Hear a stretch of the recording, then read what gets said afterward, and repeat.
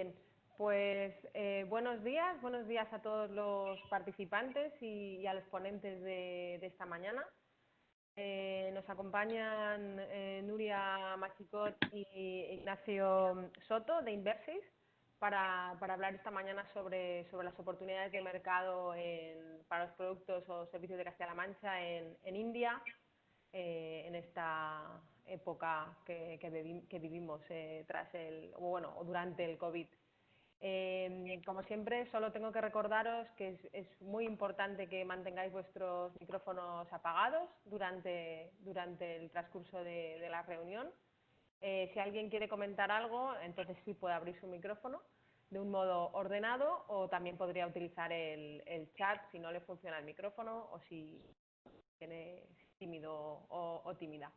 Así que bueno, yo no tengo que deciros nada más en estos momentos. Doy paso a Nuria. Muchas gracias, Nuria, y adelante.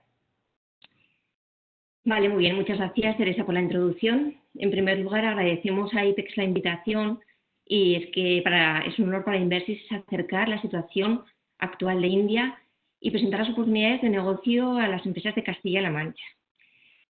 Antes de centrarnos en ambos aspectos, la situación actual COVID-19 y las oportunidades de negocio en India, permítanme que haga una pequeña presentación de Inversis. Inversis es una consultora española constituida hace 8 años que trabaja únicamente en India.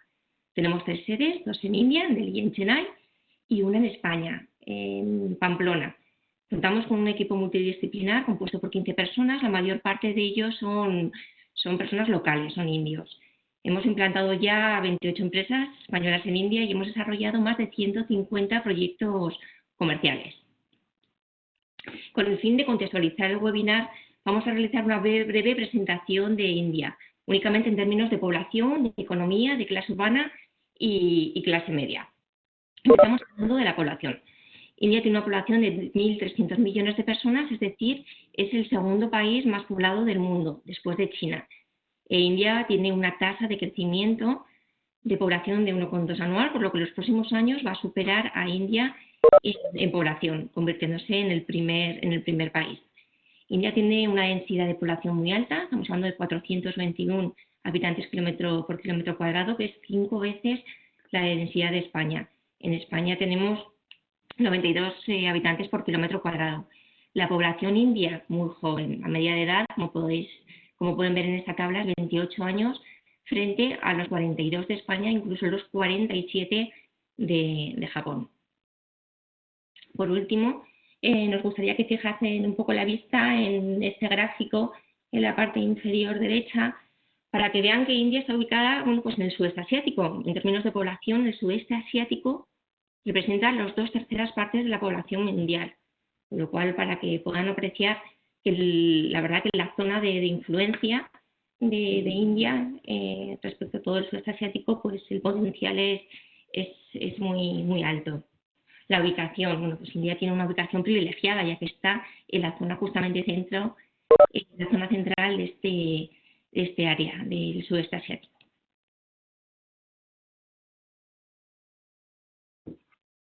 Ahora vamos a comentar distintos datos macroeconómicos, pero queremos hacer un análisis muy rápido y únicamente nos vamos a centrar principalmente en el PIB y en la inflación. Respecto al PIB, India ha sido una de las economías que más ha crecido en los últimos años, liderando el crecimiento mundial.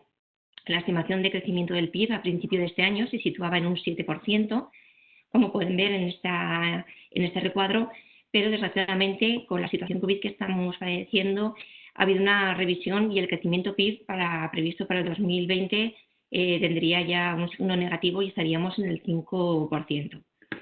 En cuanto al PIB per cápita, podemos ver aquí hay un análisis, una evolución de los años. En el 2013 no se llegaba a $1.500, en cambio en el 2018 ya se están alcanzando unas cifras pues mayores, estamos alcanzando ya los $2.126.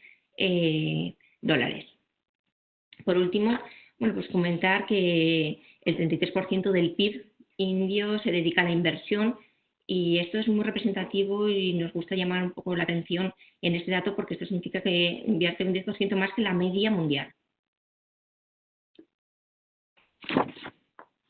En cuanto a al ranking Doing Business. Estamos convencidos que todos ustedes lo conocen. Es un ranking a nivel mundial que se elabora por el Banco Mundial. En estos momentos, en el 2020, en el Doing Business del 2020, India ocupa un puesto, en el puesto número 63. Vale, lo que es interesante ver aquí la evolución que ha seguido India durante los últimos 6 años, ya que ha escalado desde la posición 142 a la actual posición 63.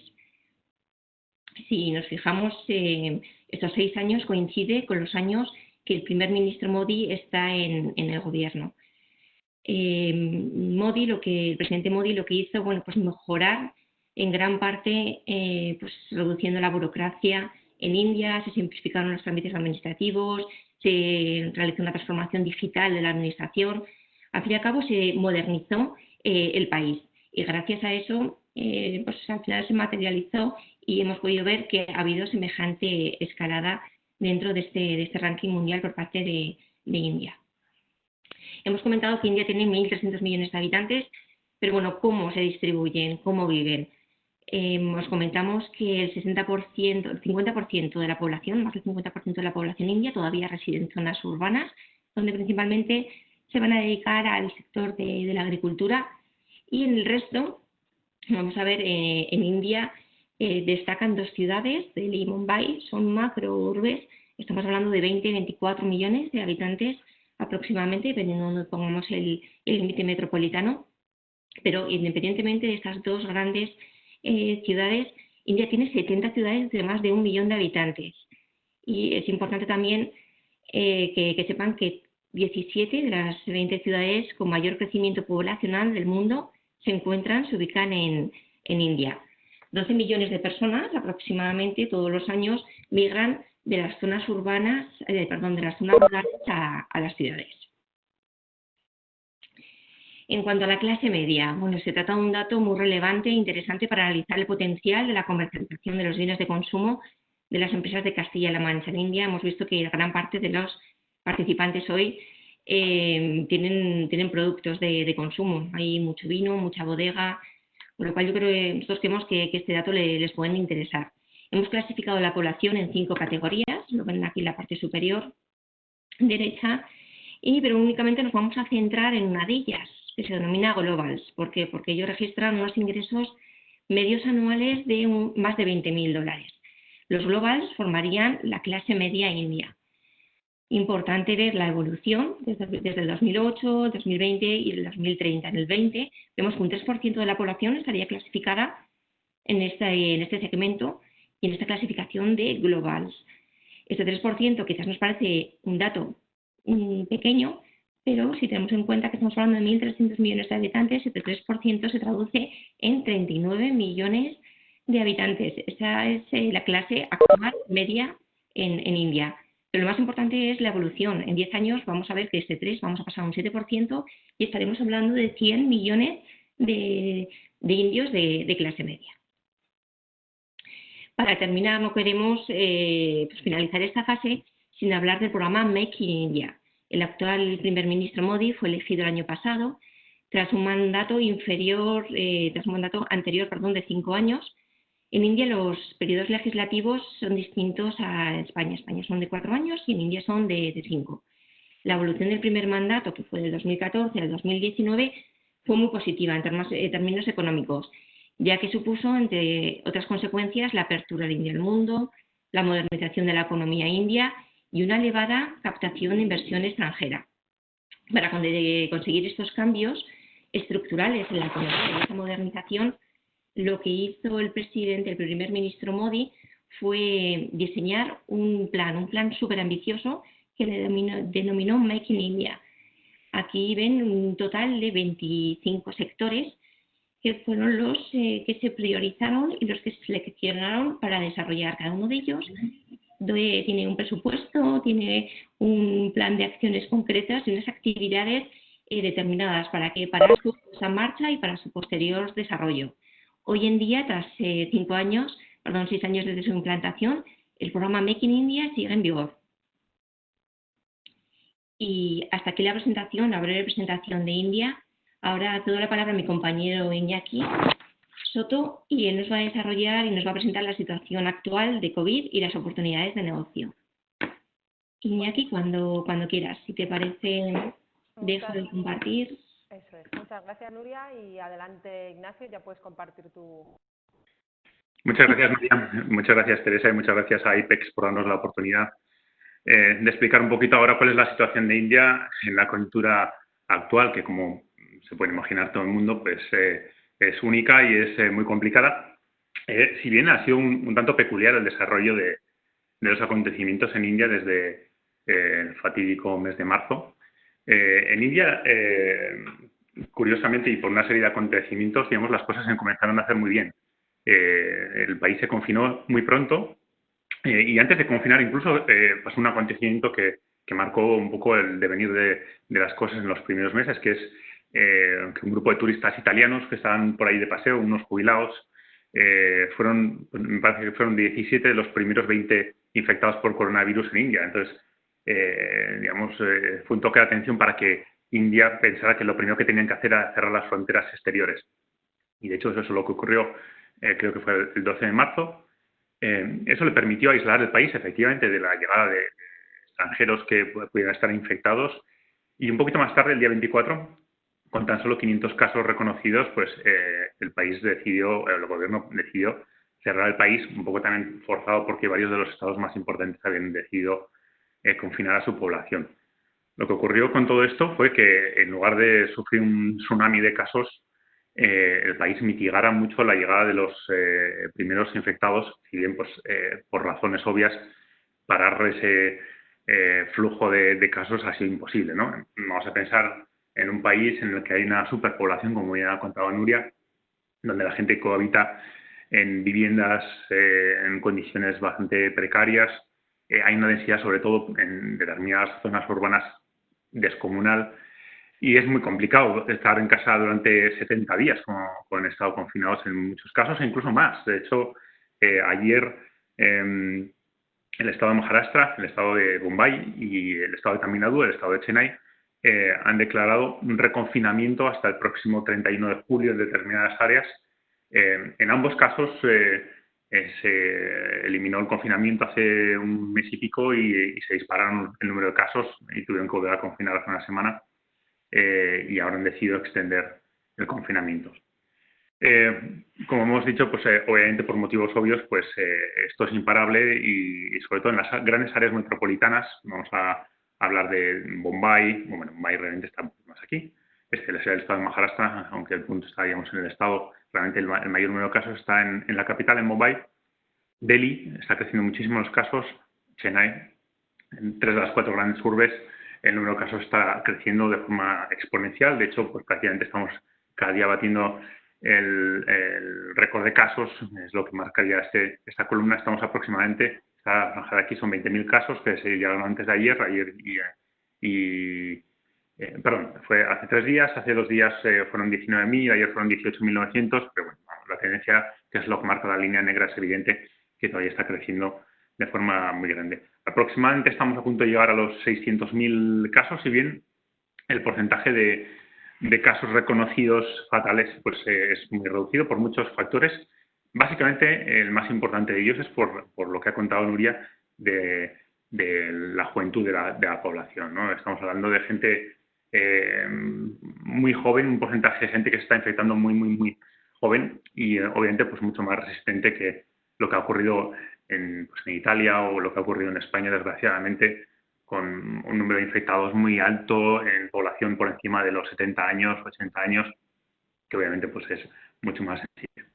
Como ha explicado Nuria, la situación de esta segunda legislatura del gobierno Modi está siendo un poco complicada. Ya el año pasado fue complicado. Fue, de hecho, una situación tanto inesperada. Veníamos de 5 años buenos de crecimiento económico sostenido por encima del 7%. Nuria ha explicado muy bien el crecimiento del PIB, tanto a nivel acumulado del país.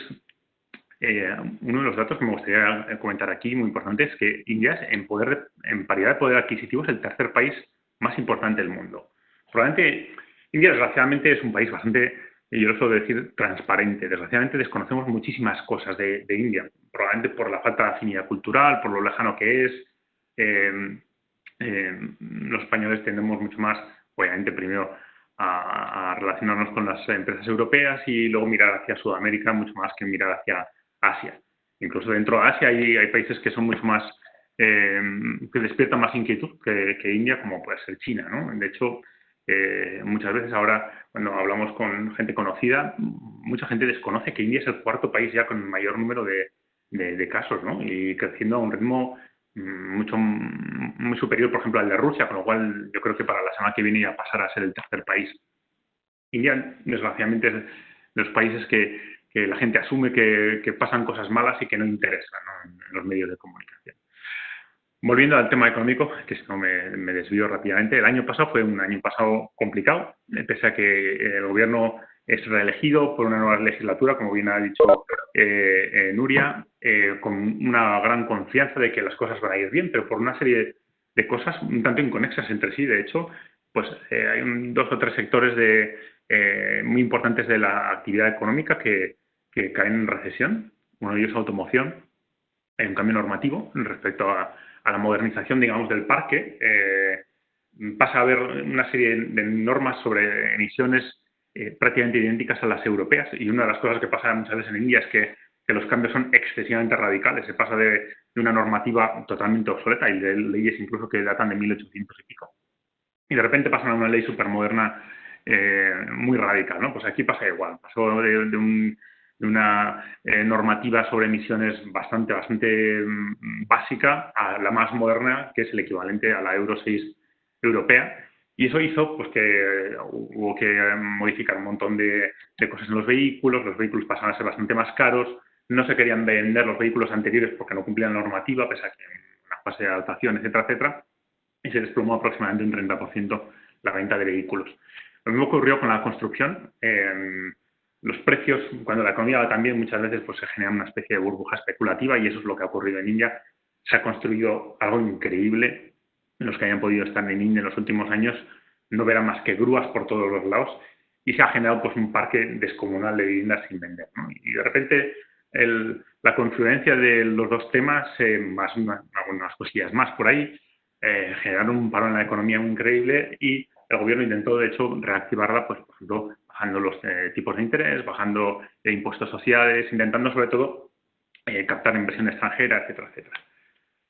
En ese ambiente ya un tanto pesimista y complicado, de repente llega el coronavirus, y es pues lo que peor podía pasar, ¿no? Bueno, obviamente a cualquier otra economía también, ¿no? El gobierno, como hemos dicho, ha declarado un confinamiento complicado porque pues la situación de la población es la que es, pero aparte la mentalidad tampoco es que sea precisamente muy disciplinada, ¿no? No estamos hablando de China, sino más bien un país en el que la gente tiende a ser un poco laxa y un poco pues, libertina en cuanto a las reglas, etcétera, etcétera. Y en este caso pues ha sido muy caro lo que han pagado, ¿no? El confinamiento pues siempre se le acaba saltando a la gente, porque entre otras cosas lo que ocurrió fue que como se mitigó tantísimo el impacto inicial, la gente perdió miedo a que aquello. De hecho, había bastante propaganda al respecto, ¿no? Parecía que era algo que a los indios no les iba a afectar, ¿no? Y se subieron un poquito, por así decirlo, y entonces la gente se relajó. Lo que ha ocurrido, pues, es evidente, ¿no? En los casos, el virus no perdona a nadie, y en el número de casos se ha disparado. El confinamiento fue en sí mucho más dañino que la propia enfermedad en aquel momento, Obviamente, permítame la licencia. El confinamiento, lo que ocurrió fue que el presidente Modi salió a la televisión un día y dijo: esta noche se cierra. Había una grandísima población migrante que se quedaba atrapada en los núcleos industriales, en Chennai, Mumbai, en Bangalore, etcétera, etcétera, y de repente se dio cuenta que se iba a cerrar el país para varios días, para varias semanas incluso, y que sus empleadores les decían que lo siento, pero a partir de mañana se cierra la fábrica y tú no vas a cobrar nada. La gente quiso volver a sus lugares nativos y hubo algo así como 12 millones de personas que quisieron regresar y no podían. Eso generó un impacto tremendo en un montón de personas que se quedaron, digamos, desamparadas, por así decirlo. El gobierno tardó tiempo en reaccionar, mucho tiempo, de hecho. Fue probablemente uno de los países en los que más se tardó en sacar un paquete de medidas, primero que paliara la situación de la gente súper necesitada y luego intentar reactivar la economía, que ese es, digamos, el segundo paso, ¿no? Pero el primero, el que hablamos aquí de medidas de ayuda de empleo y de ámbito social, era muy necesario y se tardaron prácticamente 6 semanas en ponerse en marcha, ¿no? Obviamente, en India la necesidad más imperiosa es comer, ¿no? Con lo cual ha sido repartir comida, básicamente.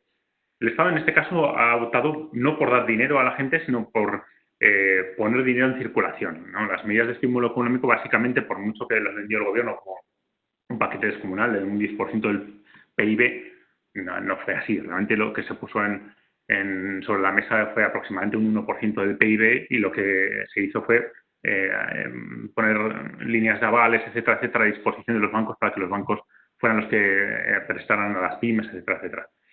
Ya veremos cuál va a ser la utilidad de esa situación, ¿no? Cuando pones a un banco intermediario, obviamente el banco también va a poner sus intereses de por medio, ¿no? Obviamente una serie de moratorias sobre las obligaciones de las empresas, como no cabía otra forma de hacer, ¿no? Teniendo en cuenta que la gente estaba confinada, era muy difícil presentar los impuestos, etcétera, etcétera, ¿no? Y lo que sí que es interesante, y vamos a hacer un pequeño hincapié hoy en final en este sector, es el sector agroalimentario, ¿no? El sector agroalimentario en India va un poco por libre y para bien. El sector agroalimentario es súper importante, luego lo haremos enseguida, ¿no? Es un país con un potencial descomunal en cuanto a producción de fruta, verdura, productos lácteos, etcétera, etcétera. Y tiene un déficit enorme en su infraestructura. El gobierno es consciente de que la necesidad imperiosa en este sector es la modernización. Y la modernización no pasa sino a través de la inversión y la captación de inversión extranjera en este sector, porque las cifras son brutales.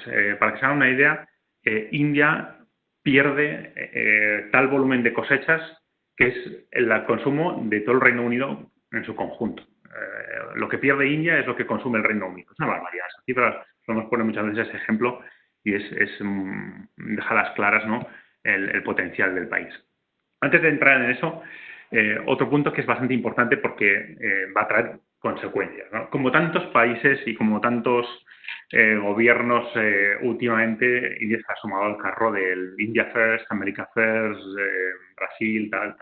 Estos gobiernos que creen que lo primero es dar un refuerzo a la industria doméstica, a la economía doméstica y blindar, digamos, a la llegada de competencia exterior.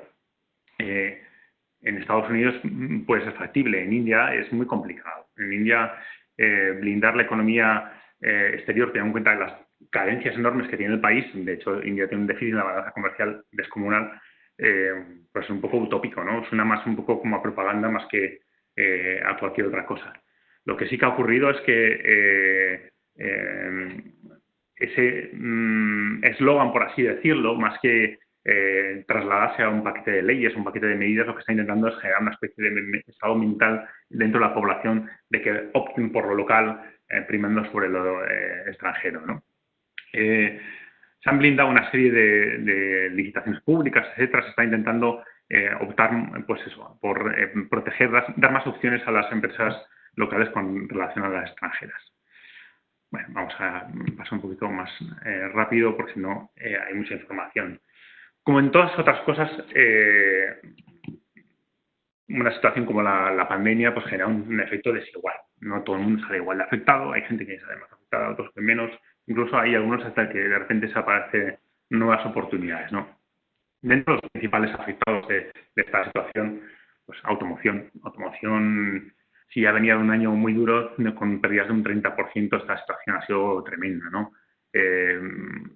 Muchas fábricas han estado paradas prácticamente 3 meses, porque el confinamiento se ha ido liberando. Ha habido 5 fases de confinamiento, desconfinamiento, digamos, la parte final, pero pese a que las empresas tenían capacidad de poder operar, los trabajadores no tenían capacidad de poder llegar, con lo cual, de facto, ha sido pues, muy difícil operar estas empresas, ¿no? Que han tardado muchísimo en reactivarse. Encima ha ocurrido, y es generalizado en todo el sector industrial, incluso en construcción, ha ocurrido una cosa muy curiosa en India que jamás, yo que llevo 22 años ya en India, pensaba que llegaría a vivir, que es que falta gente. En el segundo país más poblado del mundo, la mano de obra semi-cualificada o no cualificada es esa mano de obra migrante que ha retornado a sus puestos, a sus pueblos de origen, etcétera. Con lo cual, las cadenas de producción de muchas empresas, las cadenas de producción de la industria textil, por ejemplo, los obreros de la construcción, las cadenas de producción de automoción, etcétera, etcétera, se han visto sin gente que era el motor, digamos, de esas empresas, ¿no? Y va a generar un problema muy grande y va a generar, sobre todo, una oportunidad en este sentido, ¿no? Que es que toda la industria india, toda la industria, va a requerir de una inversión muy importante en modernización, automatización, etcétera. Va a tener que invertir en tecnología, no va a tener que depender nunca más de la mano de obra barata no cualificada que era el soporte de estas empresas. Sin duda alguna, porque es muy incierto cuándo van a poder venir, pero sobre todo por el toque de atención que acaban de recibir estas empresas, van a cambiar el chip de muchas de estas empresas, sobre todo las tradicionales, ¿no? Que siempre habían pensado que la mano de obra era un activo que no se acababa nunca, ¿no? Que había tanta mano de obra como la que tú quisieras. En este caso, no. Otro de los sectores que se han visto tremendamente afectados, como ocurre en tantos países emergentes, es la economía informal. Esta gente que trabaja pues, en pequeños puestecillos, comercios, en trapicheo, etcétera, y que no tiene un soporte formal detrás, ¿no? En este caso, ellos se suele decir en India que trabajan hand to mouth. Lo que reciben en la mano es para comer. En este caso, un confinamiento tan grande pues ha supuesto un choque tremendo y encima no van a recibir ningún tipo de subsidios porque son empresas que en teoría no existen. Vamos a pasar digamos, a los menos afectados, no vamos a decir que son favorecidos, pero sí que vamos a decir los menos afectados. El primero de todos, la agricultura. Ha sido una cosecha buenísima y ha sido una cosecha además que se ha podido realizar, la cosecha de verano. Ahí el verano es como una estación antes que la nuestra, más o menos, a partir del mes de abril. Porque el gobierno ha permitido que en esas zonas remotas pues que no iba a haber mayores conflictos, digamos, de transferencia de la enfermedad, etcétera, etcétera, les ha permitido cultivar y cosechar todo. Y encima han recibido el inflow de toda esta población que venía de las zonas urbanas y que de repente han vuelto a la zona rural, ¿no? Y entonces han podido tener mano de obra extra, más el clima que ha sido muy benigno, pues ha sido una cosecha récord, de hecho. Obviamente por temas de higiene y cuidado personal, pues obviamente en un país en el que el tema de higiene es tan sensible o tampoco sensible hasta ahora, pues de repente han tenido que adaptar una serie de hábitos tremendamente importantes y está haciendo un auge para este sector, ¿no? El comercio electrónico ha sido algo descomunal. Ha sido el gran descubrimiento de India. La gente de repente ha descubierto que puede hacer todo, no solamente comprar 4 cosillas en Amazon, sino que puede comprar fruta, verdura, en fin, puede comprar absolutamente de todo.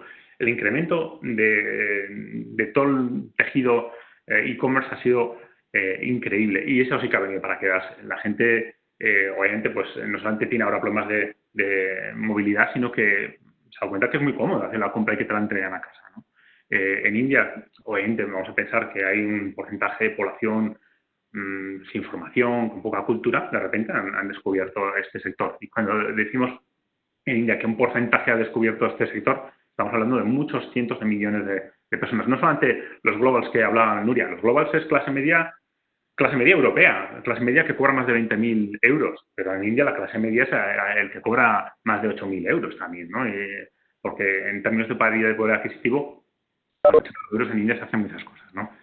Tema procesado de alimentos, sin duda alguna, por lo que hemos hablado anteriormente, y maquinaria y tecnología, porque la gente tiene que apostar, las empresas tienen que apostar por modernizar su tecnología y todo lo que conlleva, ¿no? La infraestructura, etcétera, etcétera. En cuanto a oportunidades sectoriales, aquí hemos mencionado unas pocas y no vamos a entrar en todas ellas porque sean enormes, pero en general, todo lo relativo a tecnología, a modernización, a utilización eficiente de recursos, tiene un potencial en India descomunal y va a haber mucho dinero al respecto. Lo que sí que va a ser cierto es que India, poco a poco, va a ser una especie de embudo. No voy a decir que va a ser imposible exportar a India, pero va a ser complicado. India va a optar y va a apostar por intentar atraer hacia India las empresas extranjeras. Y ahí sí, alfombra roja. Alfombra roja, además, de forma increíble. O sea, los estados, no solamente es que el gobierno central ponga la alfombra roja para llegar, sino que los estados entre sí, India es un país federal, se pegan tortas por atraer inversión y por dar paquetes de ayudas, de incentivos, paquetes fiscales, energía gratis, suelo, etcétera, etcétera, ¿no? Hay unas muy buenas oportunidades para invertir en India, invertir, digo, directamente, o bien una joint venture con una empresa india, etcétera, etcétera. Hay mil oportunidades, ¿no? En cuanto a la exportación directa, hay nichos, hay nichos. Obviamente es muy difícil a un país que es el mayor productor de fruta y verdura exportarle una fruta, ¿no? Porque a nada que haya una competencia local, pues normalmente los precios de las frutas y verduras importadas pues, tienden a ser más caro, con lo cual no va a ser un producto normalmente de un gran volumen, ¿no? Pero hay oportunidades, sin duda alguna, y sobre todo, por ejemplo, en la parte gourmet. Y ya para acabar, vamos a hablar un poquito del sector agroalimentario, porque es muy importante entender el potencial del país, ¿no? Es un país descomunal en cuanto a extensión, pero descomunal también en cuanto a variedad, ¿no? Es un país en el que tenemos el Himalaya en el norte, tenemos desiertos en el oeste, tenemos una zona superárida en el sur, prácticamente cualquier tipo de condiciones climáticas están disponibles en India. Estamos hablando de un país con unos recursos descomunales y con un potencial, y esto es lo más importante para nosotros, muy, muy interesante, ¿no? Y que cabe destacar, sobre todo el potencial del sector agroalimentario en cuanto a tecnología también, ¿no? Y en cuanto a los desperdicios, por lo que estamos hablando, prácticamente el 10% de los cultivos se pierden por falta de infraestructura en cadena de frío o por capacidad de procesado de alimentos. En cuanto a rankings, pues aquí vemos 1, 2, 3, primero mundial, segundo mundial, tercero mundial. Han ganado vino Industria Láctea, especialmente con alimentos que probablemente sea el más conocido, pero de pescado, por ejemplo, tremendo productor de pescado, tremendo productor de frutas y verduras, como ya hemos mencionado, pero también, por ejemplo, de huevos, ¿no? Y en cuanto a nichos de mercado, pues todo lo que suponga valor añadido en general, todo lo que sea mejor conservado, platos preparados, platos, pastas, pulpas, salsas, mermeladas, como estamos hablando aquí, todo lo que sea procesado de alimento en general tiene un mercado enorme en India, porque todavía estamos hablando que se procesa en torno a un 2 o un 5% aproximadamente, depende de la variedad, y el objetivo del gobierno es procesar el 25%, casi nada, quintuplicar lo que se está haciendo a día de hoy, con lo cual queda muy a las claras el desarrollo que tiene que tener todavía este sector en los próximos años. Y nada más, ha sido un montón de información y ha sido muy rápido. Espero que haya sido de su interés. Obviamente, estamos totalmente a su disposición y será un placer poder contestar a cualquiera de sus preguntas y tanto hoy dentro del webinar como fuera, pues será un placer poder interactuar con ustedes. Muchísimas gracias. Muchas gracias, Ignacio, y muchas gracias, Nuria, por la a ver qué por la reunión. Y efectivamente vamos a dar paso a un turno de preguntas. Quien pueda tener alguna duda o alguna cuestión, como no somos muchísimos, creo que podemos hacerlo de modo ordenado y formular las preguntas que han quedado en el tintero. Si no hay ninguna pregunta, bueno, podéis pasar las cuestiones por correo electrónico, al correo al que conocéis, al de consultas, de IPEX o al nuestro, o se los haremos llegar a ellos, o no sé si vosotros queréis dar vuestro contacto directo. Y bueno, no tendría mucho más que aportar. Como quieras, Teresa, que igual casi mejor centralizamos todas las consultas a través vuestra. Perfecto. Vale. Sí, por nosotros no hay problema. A ver, no se anima nadie, ni por el chat, ni en directo. Ha quedado todo clarísimo, o todo muy confuso, no sabemos.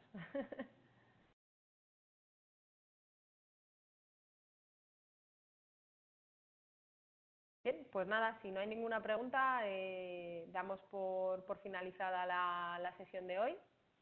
Y nada, como os decía, muchas gracias a los asistentes, muchas gracias a vosotros, Nuria e Ignacio. Y aquí estamos para lo que podáis necesitar. Muchísimas gracias a vosotros. Gracias a todos. Hasta luego. Hasta luego. Yes.